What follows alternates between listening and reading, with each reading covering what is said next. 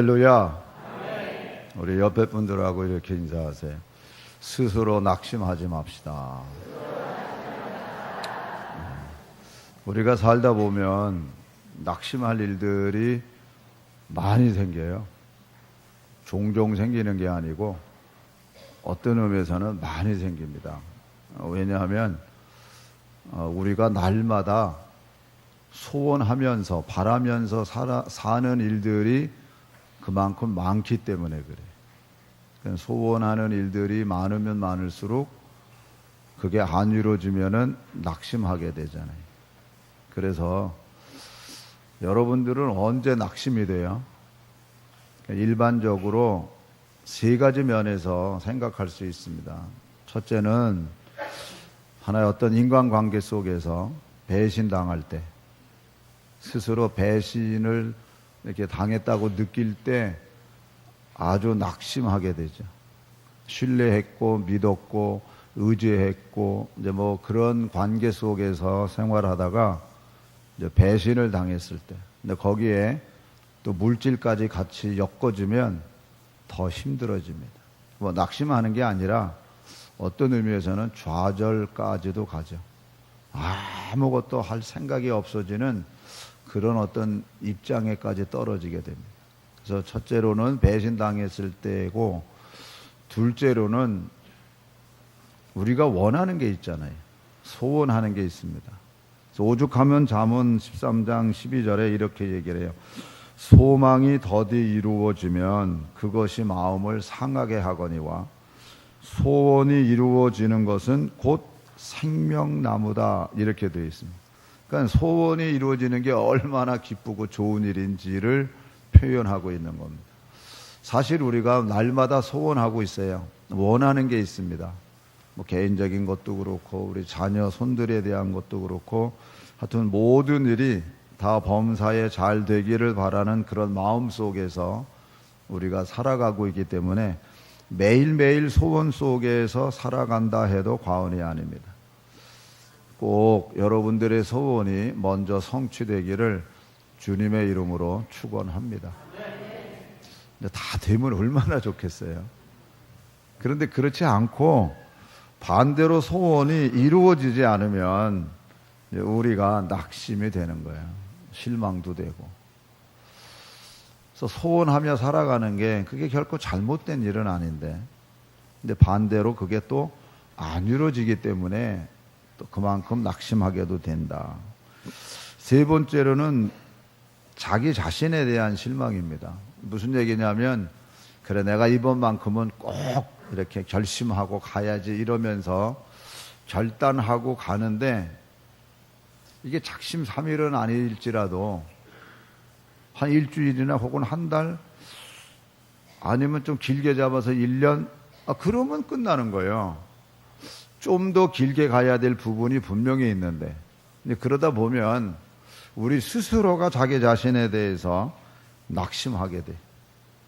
남이 나 무너뜨리는 게 아닌데, 내가 나를 무너뜨리는 일인데, 그래도 실망이 되고 낙심이 되는 거야. 내가 이것밖에 안 되나, 내 결심이 이 정도밖에 안 되나, 이러면서 실망하고 낙심하게 됩니다. 한번 자기 자신에 대해서 괜찮아 하고 한번 위로해 주세요. 가슴 치면서 괜찮아. 왜 그러냐면요, 텔레비에 광고에 이런 광고 있더라고요. 근데 이거 저 바카스 광고하는 거 아닙니다. 근데 그 광고가 오늘 내가 나에게 바카스를 사줬다, 그거예요. 그래서 피곤 풀라는 거예요. 그래서 바카스 먹으면은 뭐 피로 회복이 풀려요. 그게 아니고 그 내용을 이렇게 바꿨더라고요. 내가 내 자신에게 바카스를 사줬다는 거예요. 옆에 사람하고 이렇게 인사하세요. 하나님이 계시니까 괜찮아요 하고 인사하세요. 네, 하나님이 계시기 때문에 괜찮은 거예요. 네, 이거는 지난주일 설교처럼 내 안에 흔적이 있는 사람만이 할 수 있는 말입니다.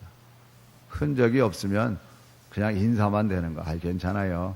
하나님이 있으니까 괜찮아요. 그냥 자기도 안 믿으면서 그냥 하는 얘기예요. 그러나 흔적이 있는 사람은 하나님이 함께 하시고 일을 이룬 경험이 있는 사람은 진짜 확신 있게 얘기를 해주는 거예요. 하나님이 계시니까 괜찮다고. 할렐루야. 낙심된 상태에서 가장 중요한 것은 자기 자신이 스스로 일어나는 일입니다. 남이 나를 일으켜 세워주는 게 아니에요. 하나님이 나를 일으켜 세워준다고 여러분 생각하지 마세요. 사실 하나님께서는요, 항상 손을 내밀어서 내 손을 잡고 일어나라고 말씀을 하고 계시는데 우리가 그걸 외면하고 있어요. 어떤 의미에서는. 그래서 제일 중요한 거는 내가 스스로 내 자신을 일으켜 세워야 되는 거예요. 할렐루야. 제 옆에 분하고 이제 이렇게 인사하세요. 화가 복이 됩니다. 네. 낙심이 되고 실망이 되는 그 자체는 화요. 그러나 진짜 크게 하나님을 믿는 믿음 안에서 내가 일어나면 그게 화가 복이 돼요. 할렐루야. 사도 바울이 갈라디아에서 복음을 전할 때 항상 이제 유대인들이 어디 가나 있으니까 제일 먼저 복음 전할 때는 회당에 가서 먼저 복음을 전해요. 유대인들에게. 그래서 그들이 예수님을 알고 믿고 그리고 세례도 베풀고 이러면서 예수 믿는 사람들이 많아지면 사실 얼마나 기쁩니까? 그래서 사도 바울이 그런 기쁨 속에서 그들과 교제를 하는데 꼭 쫓아다니는 사람들이 있어요. 그러니까 바울을 핍박할 뿐만 아니라 예수 믿는 사람들에게 혼돈을 주기 위해서. 유대인들의 가장 큰 하나의 어떤 다른 사람들에게 자랑거리로 얘기할 수 있는 게 하나님을 믿는 거와 더불어 하나님을 믿을 때 자기네들이 선택된 하나님의 자녀라는 징표가 있습니다. 그게 뭐냐 하면 그게 할례예요. 그래서 유대인들은 할례를 행하게 돼요. 이게 하나님의 것이고 우리 하나님으로부터 택함받은 하나님의 선민이라는 하나의 징표입니다. 그렇기 때문에 이걸 얼마나 소중히 여기는지 몰라요. 그런데 사도 바울은 예수님을 믿음으로 말미암아 모든 죄에서 죄사함을 받고 하나님 앞에 영광 돌리는 하나님의 자녀가 되는데 할례를 안 받아도 된다고 얘기를 하는 거예요. 그러니까 그거를 순수하게 받아들여서 잘 믿는데 유대주의자들이 와가지고 그래 예수 믿는 건 좋다. 하지만 이게 할례가 어떤 거냐? 할례가 어떤 거냐? 그러니까 할례를 받아라. 그래야 하나님의 백성이다. 예수님을 믿어도 우리가 하나님 믿는 거 아니냐? 근데 왜 내려오는 전통이요, 우리 민족의 그러니까 유대인들에게는 아주 심볼이거든요. 근데 그걸 왜 안 하냐는 거예요. 그러니까 또 들어보니까 그것도 또 그럴 듯 하거든요. 그러니까는 뭐가 뭐 잘못될 게 뭐 있나? 예수도 믿고 할례도 받고. 그러면 더 분명할 텐데. 근데 바울은 적극적으로 그것에 대해서 아니라고 얘기를 해요. 아니다. 그 필요 없다. 예수님을 믿는 믿음이 더 소중하다. 그래서 그 갈라디아서 5장을 보세요. 그 앞에 한 장 앞으로 넘기시면 그 5장인데요. 1절부터 11절까지 교독합니다. 그리스도께서 우리를 자유롭게 하려고 자유를 주셨으니 그러므로 굳건하게 서서 다시는 종의 멍에를 매지 말라.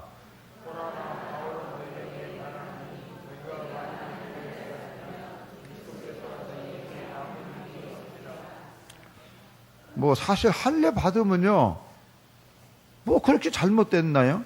유대인들에게.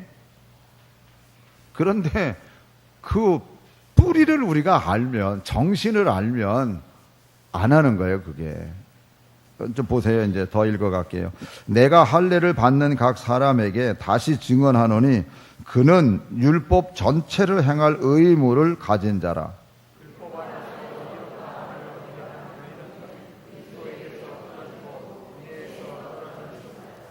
우리가 성령으로 믿음을 따라 의의 소망을 기다리노니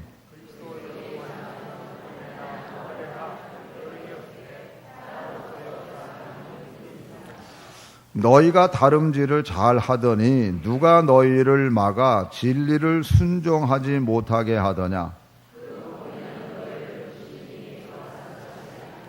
적은 누룩이 온 덩이에 퍼지느니라.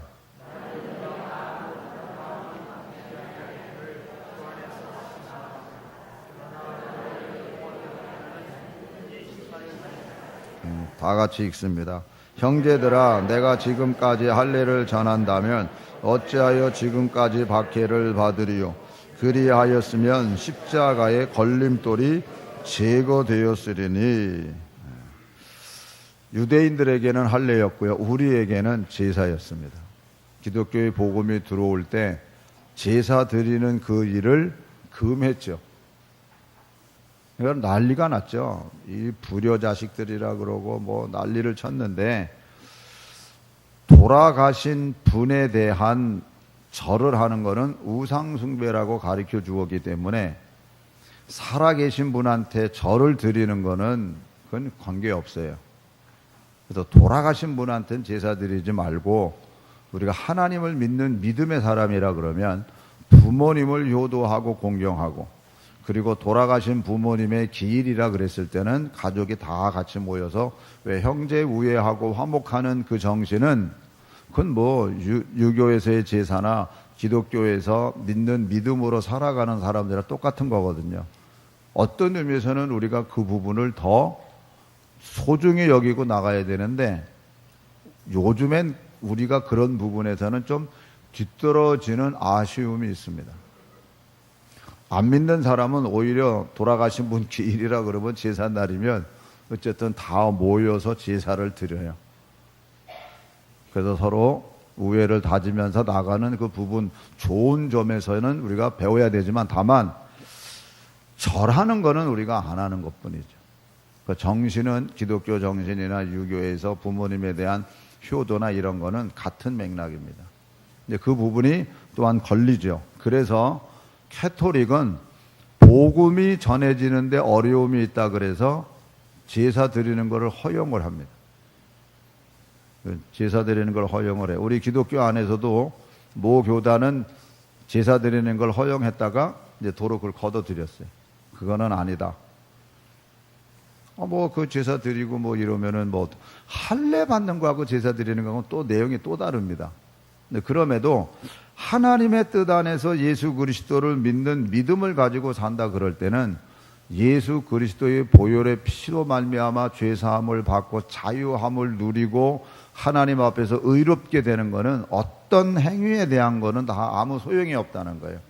그런 의미에서 할례를 따르지 말라고 얘기하고 있는 그것을 무너뜨리고 또 그것을 따라가는 사람들이 생길 때 사도 바울의 마음이 사실 실망이 됐어요. 그게 아닌데. 그러면서 두 번째로 바울이 복음에 대해서, 진짜 복음이 그러면 뭐냐는 것을 가르쳐줘요. 내가 받은 이 복음, 사도 바울은 갈라디아서 1장으로 가보세요. 복음이 뭐냐? 십자가의 복음을 변질시키는 것에 대해서 얘기합니다. 1장 11절 12절 다 같이 읽습니다. 형제들아, 내가 너희에게 알게 하노니 내가 전한 복음은 사람의 뜻을 따라 된 것이 아니니라. 이는 내가 사람에게서 받은 것도 아니요 배운 것도 아니요 오직 예수 그리스도의 계시로 말미암은 것이라.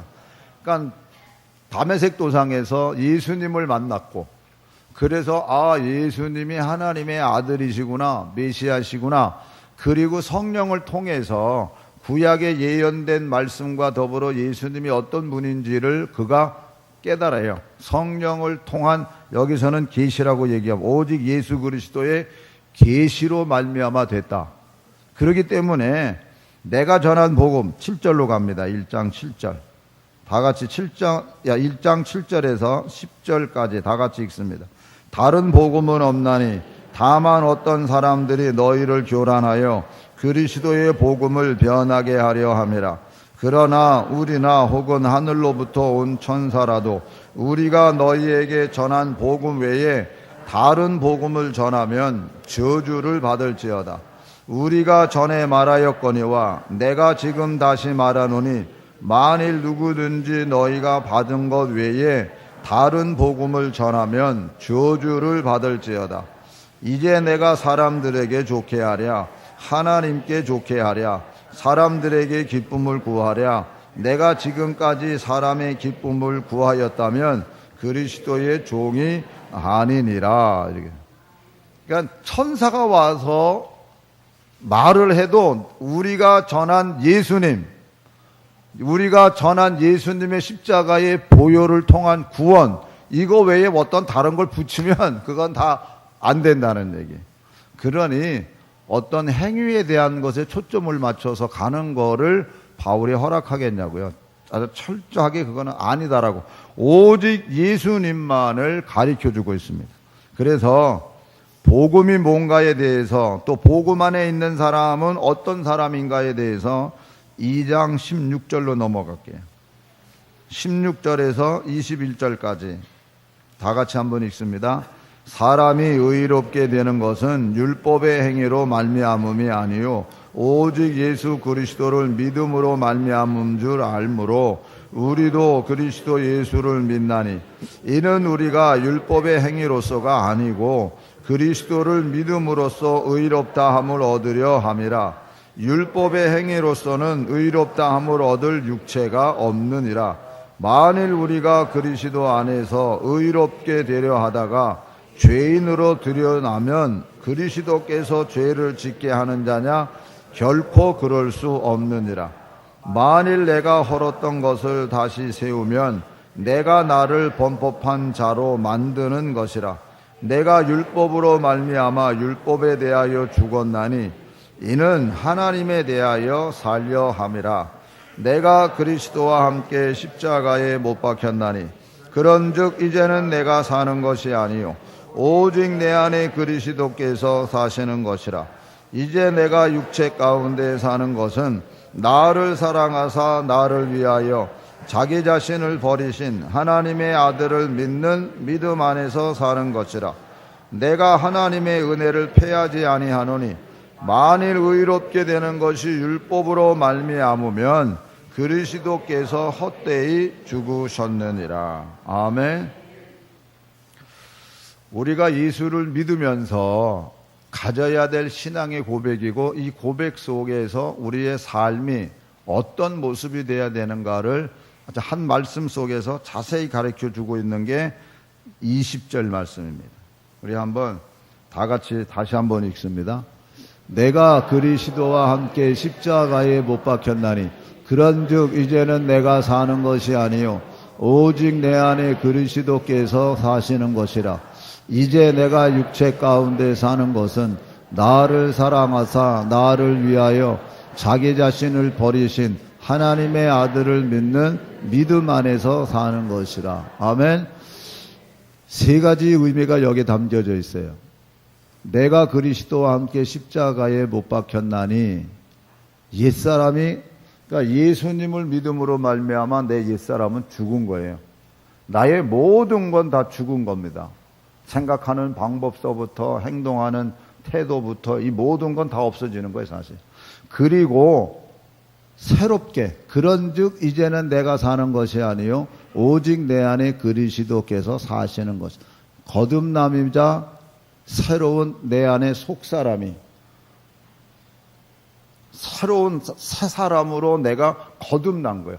옛사람은 죽고 이제는 그리스도 안에서 새롭게 거듭난 사람으로 됐고, 이 거듭난 사람이 살아갈 때 어떤 모습으로 살아가야 되느냐?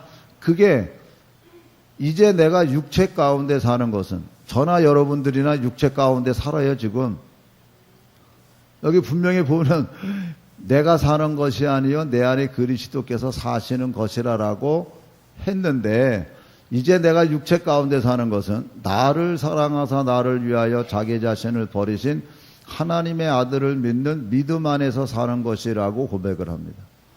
나를 사랑하사 나를 위하여 자기 자신을 버리신 하나님의 아들을 믿는 믿음 안에서 산다. 그러니까 우리가 옛사람은 죽었고 새롭게 거듭난 하나님의 사람이면 내가 어떻게 살아가야 되나? 하나님의 아들을 믿는 믿음 안에서 사는데, 그 예수님은 나를 사랑하사 나를 위하여 자기 자신을 버리신 분이라고 고백을 하면서 하나님의 아들을 믿는 믿음으로 산다고 고백을 해요. 여러분, 사도 베드로가 주님께서 사람들이 나를 누구라 하냐고 물어봤을 때 주는 그리스도시요 살아계신 하나님의 아들이라는 이 고백을 한 것 때문에 주님이 얼마나 기뻐하셨는지 모릅니다. 그 얼떨결에 한 말이었거든요. 사도 바울이 갈라디아서 2장 20절에서 하는 말씀과 사도 베드로가 요한복음 16장 17절에서 나오는 말씀하고는 솔직히 달라요. 내용이 얼떨결에 나오는 이야기예요. 한번 그 말씀을 볼게요. 다 같이 읽습니다. 시몬 베드로가 대답하여 이르되 주는 그리스도시요 살아계신 하나님의 아들이시니이다.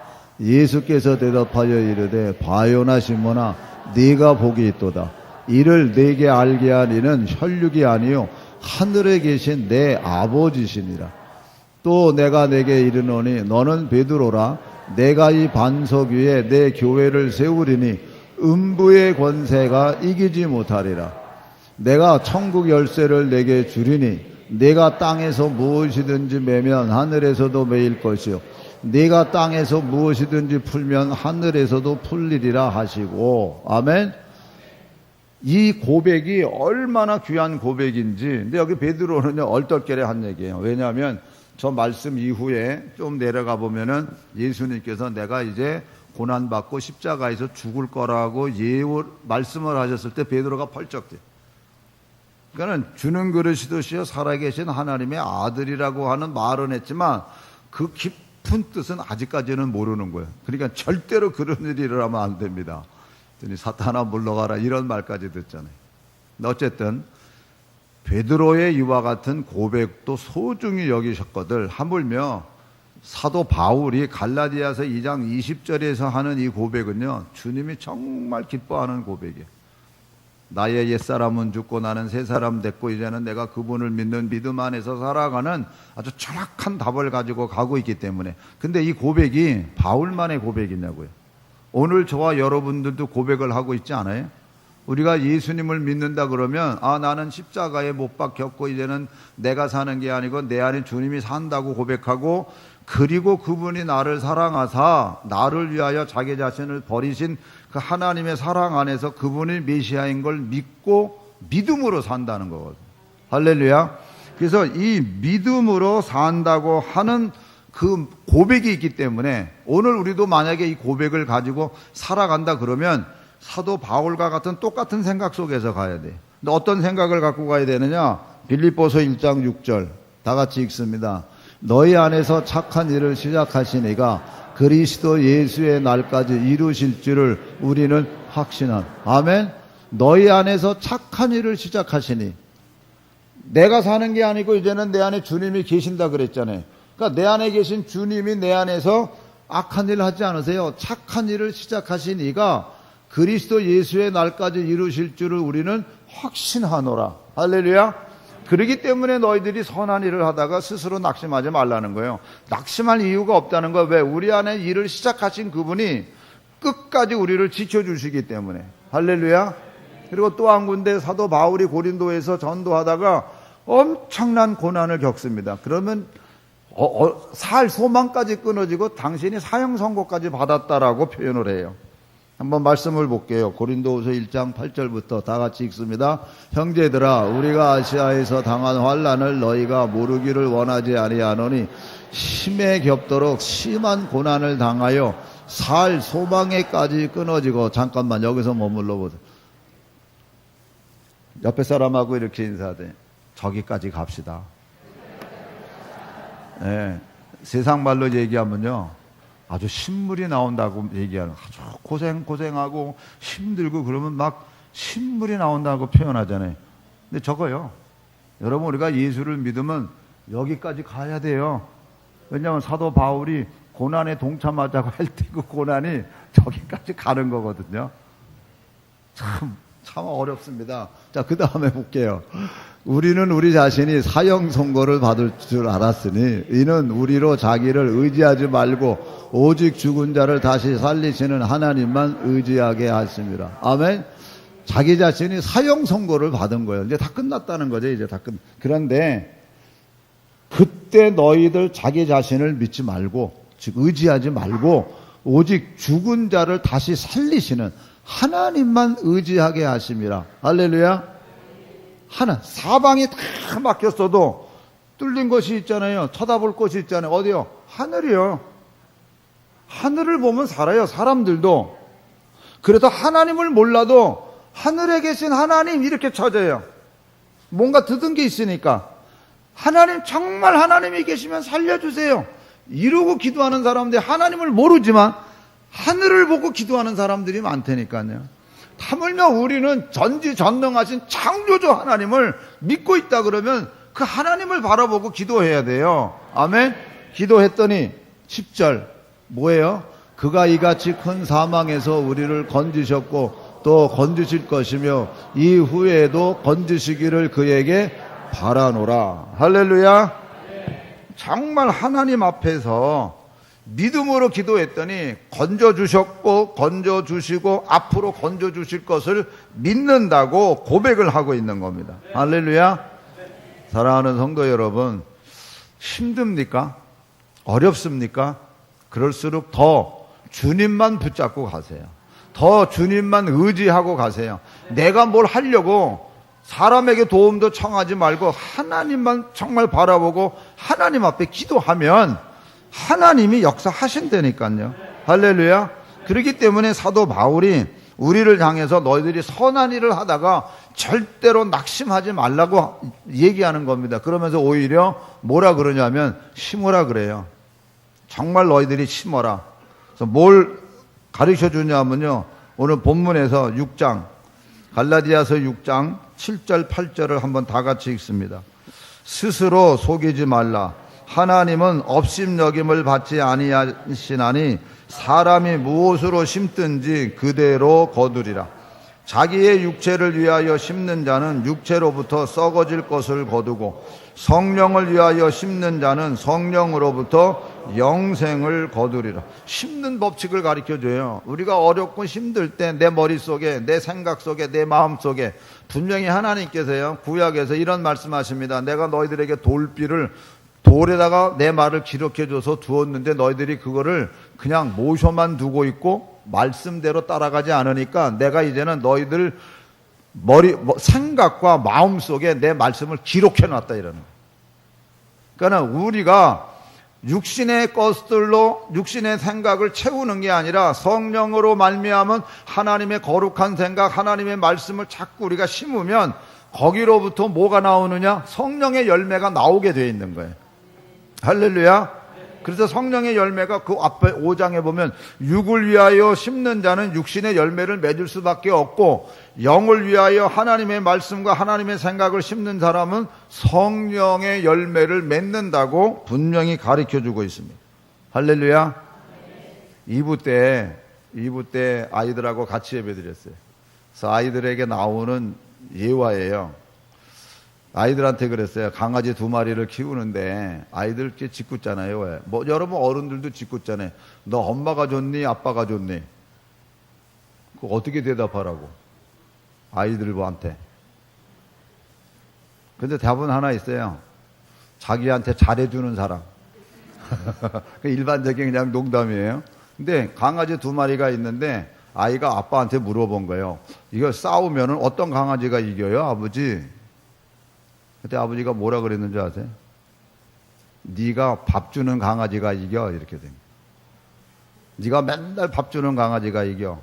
그러니까는 누가 이기는지 몰라요. 그런데 흰 강아지한테만 계속 밥 주면 이 까만 강아지는 밥을 못 먹어서 기운이 없어서 그 흰 강아지가 이기는 거죠. 무슨 얘기예요? 우리가 상황이 어떤 상황에 놓여 있어도 우리가 계속 하나님 말씀을 심으면 그러면 거기서 하나님의 역사가 일어나고 하나님의 열매를 맺게 되는 거예요. 그런데 하나님의 사람이라 하면서도 계속 자기 방법과 수단을 계속 쓴다 그러면 육을 심는 거나 마찬가지예요. 얼마 전에 나온 신문에 나온 시입니다. 제목이 맑은 날이에요. 맑은 날. 맑은 날. 흐린 날이 아니고 맑은 날이에요. 한번 읽어볼게요. 띄워주세요. 불 좀 꺼주세요. 앞에. 네. 제목이 뭐라고요? 네, 맑은 날인데 요 두 절만 읽으면 절대 아이는 맑은 날이 아닙니다. 아이가 울면서 갑니다. 아빠한테 혼나면서 갑니다. 이게 무슨 맑은 날이에요, 애한테. 아빠한테 혼나면서 지금 울면서 가는데. 그런데 다 같이 읽으세요. 시작.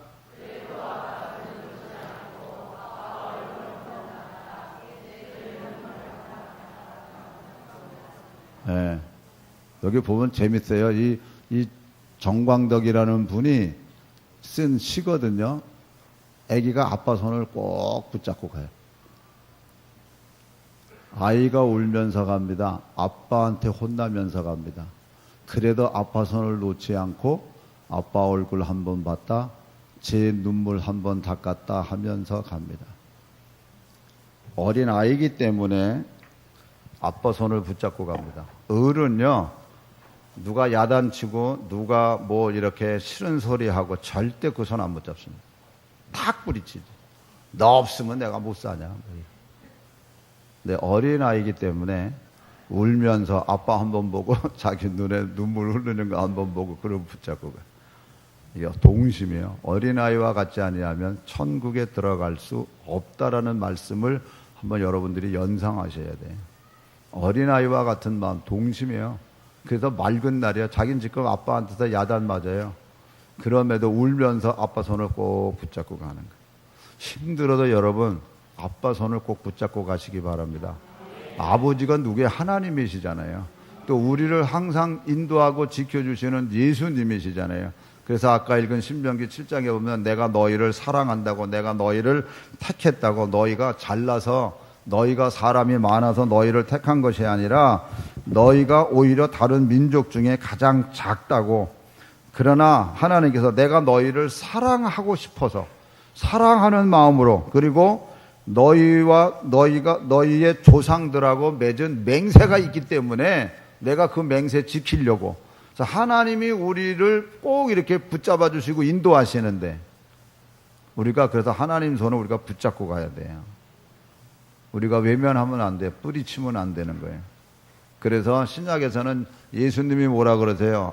아버지는 농부고 나는 포도나무고 너희는 가지니 너희가 내게 붙어 있으면, 이렇게 돼. 붙어 있으면. 다시 말하면 꼭 손 붙잡고 가는 거예요. 하나님의 능력의 권능의 손이 우리를 꼭 이렇게 붙잡고 가시고 싶어도 우리가 그 손을 안 붙잡고 있으면 안 돼요. 근데 저거 반대되는 현상을 때로는 우리가 실질적으로 보죠. 어디 뭐 장사하는 데 가서 보면 애가 막 울면서 엄마 손 안 붙잡아. 뭐 사달라고 자기 혼자서 막 요동쳐. 그러면 엄마 가더라고. 가가지고서는 멀리 가진 않아요. 숨어서 이렇게 가만히 봐. 저놈이 뭘 하나. 이것도 울다가 없어지면은 언제 울었냐는 또 엄마! 그러고 또 따라가. 참. 아이니까 그래요. 아이니까. 혼자서 엄마가 일로 가는데 지 혼자서 일로 가는 애는 내가 못 봤어요. 거꾸로 가는 애는 못 봤어요. 그래도 막 이러다가 보니까 없어. 그 엄마가 저쪽으로 간 건 알거든. 그 글로 이제 엄마 그러면서 가더라니까. 그게 아이예요. 근데 어른은 어때요? 진짜 뒤돌아서요. 에이, 너 평생 내가 상관 안 한다 이러면서 뒤돌아서잖아요. 그게 어른인데 어린아이처럼 되라 그러잖아요. 하나님은 변함이 없으세요. 우리가 무슨 일을 만나든지 만사 형통되기를 정말 원한다 그러면, 우리가 아까 부른 찬송에 뭐예요? 예수는 나의 힘이요 생명이라 그랬잖아요. 그분 따라 그분 손 붙잡고 가면 되거든요. 힘들어도 그냥 가세요. 사망의 음침한 골짜기처럼 같은 데를 데리고 가셔도 내가 그 손 붙잡고 가면 하나님이 책임져 주신다니까요. 그래서 화가 복이 된다고 하는 말을 했던 겁니다. 아무쪼록 스스로 낙심하지 마시고 주님 손 꼭 붙잡고 무슨 일을 만나든지 형통될 줄 믿고 나의 반석에서 샘물 터질 줄 믿고 그래서 예수님만이 나의 힘이 되고 소망이 되는 그 고백 속에서 승리하시기를 주님의 이름으로 축원합니다. 기도하겠습니다. 우리 한번 다 같이 기도할 때요.